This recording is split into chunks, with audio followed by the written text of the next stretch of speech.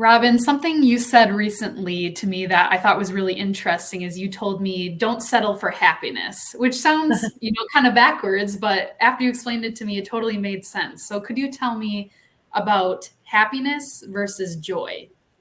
I sure can. I don't want anybody to settle for happiness when they could have joy, because happiness is short term.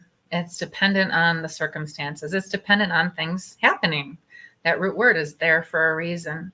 And when things don't happen and we wonder why we don't feel like ourselves, we're going after this, we're hearing what the world tells us, and yet we're flatlining, we're longing, we feel empty.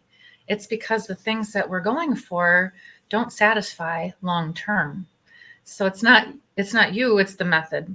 And so if a person were to recognize that sources of joy are deeper and bring greater fulfillment, more lasting response, and they bring contentment when situations aren't great, and when the circumstances stink, frankly, that's the goal. That resilience that joy brings, that sense of hope that doesn't go anywhere, that's what I would rather people spend their time on, or at least a mixture of the two.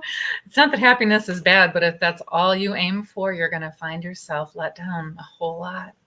Mm-hmm. I like the concept of focusing on those steadfast things in your life versus the temporary feel good things, like buying things, for example, that make some of us feel good, but it's not a long lasting joy. Yeah. So Right. spending time with friends, hanging out with your family, hanging out with your pets. It's just those more deep things in our lives that make us feel more full. It's true. I mean, do we want to fill up with a large quantity, or are we satisfied with a drip?